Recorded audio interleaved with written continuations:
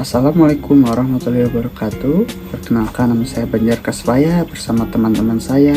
Saya Sakira Dava Aulia. Saya Janur Halizah.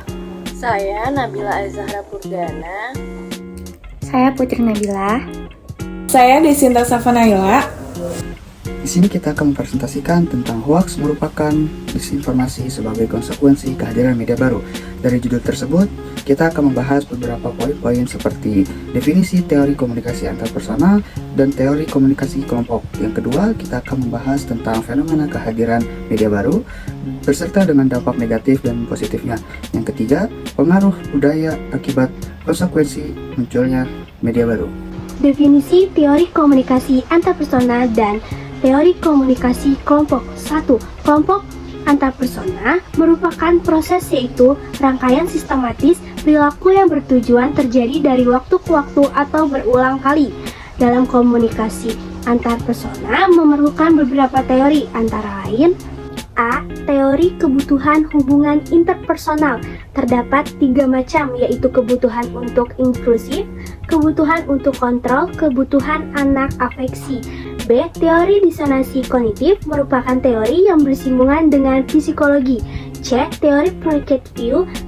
Teori ini merupakan teori komunikasi yang dilihat dari kualitas pribadi. Yang kedua adalah teori komunikasi kelompok. Teori komunikasi kelompok adalah komunikasi antara seorang dengan orang-orang lain dalam kelompok. Teori-teori dalam komunikasi kelompok antara lain adalah teori perbandingan sosial. Teori ini mengemukakan bahwa tindak komunikasi dalam kelompok berlangsung karena adanya kebutuhan-kebutuhan dari individu untuk membandingkan sikap, pendapat, dan kemampuannya dengan individu-individu lainnya. Yang kedua adalah teori kepribadian kelompok. Teori ini merupakan studi mengenai interaksi kelompok pada basis dimensi kelompok dan dinamika kepribadian. Yang ketiga adalah teori percakapan kelompok. Teori ini berkaitan dengan produktivitas kelompok atau upaya-upaya untuk mencapainya. Yang keempat adalah teori pertukaran sosial. Teori ini didasarkan pada pemikiran bahwa seseorang dapat mencapai satu pengertian mengenai sifat kompleks dari kelompok dengan mengkaji hubungan di antara dua orang. Selanjutnya adalah fenomena kehadiran media baru. Yang pertama, pengertian media baru. Media baru adalah istilah yang digunakan untuk menggambarkan teknologi komunikasi digital yang terkomputerisasi serta terhubung ke dalam jaringan. 2. Perkembangan media baru. Berikut beberapa tanggal penting dalam perkembangan media baru. Yang pertama, revolusi industri 1 tahun 1760 sampai 1840, seperti penemuan mesin cetak oleh Johannes Gutenberg dan penemuan telegraf oleh Samuel Morse. Yang kedua, revolusi industri 2 tahun 1870 sampai 1914, seperti penemuan telepon oleh Alexander Graham Bell dan juga radio oleh Guglielmo Marconi. Yang ketiga, revolusi industri 3 tahun 1960 sampai 2000, penemuan komputer, internet, dan juga perkembangan media massa. Yang keempat, revolusi industri 4 tahun 2000 sampai sekarang, yaitu kebangkitan media sosial, perkembangan teknologi mobile, dan juga adanya media baru seperti virtual reality, AI, dan lain-lain. Selanjutnya ada dampak positif dan dampak negatif dari adanya media baru. Dampak positifnya itu banyaknya media baru memungkinkan komunikasi yang lebih cepat, mudah, dan efektif, lalu akses informasi yang lebih luas. Masyarakat dapat memilih dan mengkonsumsi media sesuai dengan minat dan kebutuhan mereka. Lalu dampak negatifnya itu adanya kecanduan dan penggunaan yang berlebihan, gangguan kesehatan mental, cyberbullying, dan pelecehan. Dampak negatif yang mengarah pada kesehatan fisik seperti menyebabkan kelelahan mata, sakit kepala, dan masalah fisik lainnya, dan penyebaran berita palsu atau hoax. Salah satu dampak negatif dari media baru adalah penyebaran berita palsu atau hoax. Hoax adalah informasi palsu yang dibuat secara sengaja dengan tujuan untuk menipu orang lain. Faktor-faktor penyebab maraknya hoax adalah: 1. Masyarakat belum memiliki tingkat literasi digital. 2. Media sosial memberikan platform yang mudah digunakan untuk menyebarkan informasi termasuk hoax. 3. Beberapa pihak mungkin sengaja menyebarkan hoax untuk mencapai tujuan politik atau ekonomi tertentu. Dampak negatif hoax antara lain: 1. Kecemasan dan ketakutan.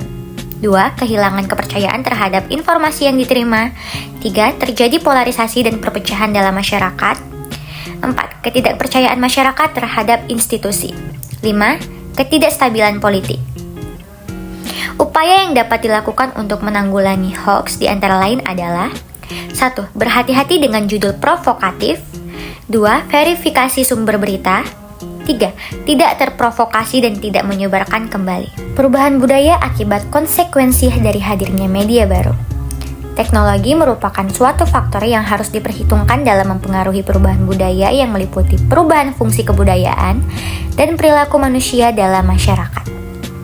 Berikut adalah perubahan budaya akibat konsekuensi media baru, antara lain 1. Pergeseran budaya tradisional oleh budaya digital. 2. Konsumsi budaya yang interaktif dan partisipatif di mana pengguna dapat terlibat langsung dalam proses penciptaan dan penyebaran budaya. 3. Munculnya budaya digital. Menurut penyusun, hadirnya media baru telah membawa perubahan signifikan dalam berbagai aspek kehidupan, termasuk budaya. Perubahan budaya akibat media baru merupakan sebuah fenomena kompleks yang memiliki konsekuensi positif dan negatif.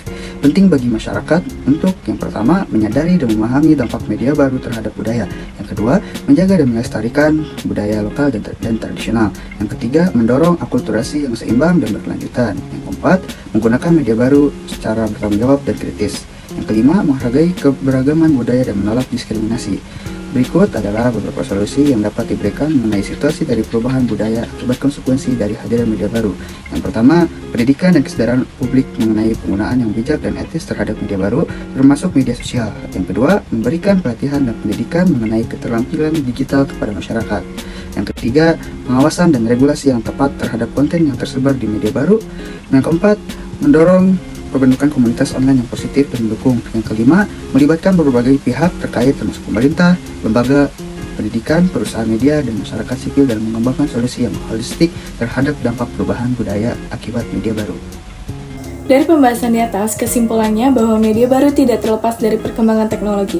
Media baru adalah istilah yang digunakan untuk menggambarkan teknologi komunikasi digital yang terkomputerisasi serta terhubung ke dalam jaringan. Media baru melahirkan dampak positif bagi penggunanya, akan tetapi media baru juga dapat memberikan dampak negatif bagi penggunanya. Salah satu dampak negatif dari media baru adalah penyebaran berita palsu atau hoax. Hoax adalah informasi palsu yang dibuat secara sengaja dengan tujuan untuk menipu orang lain. Hadirnya media baru menimbulkan perubahan pada budaya.